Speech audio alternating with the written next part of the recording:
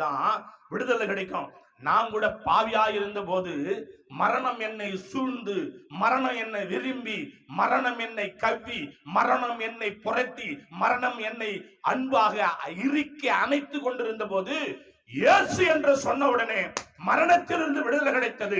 மரணத்திலிருந்து விடுதலை இயேசு என்று சொன்ன உடனே விடுதலை கிடைத்தது. இயேசு என்ற நாமத்துக்கு அற்புதம் உண்டு.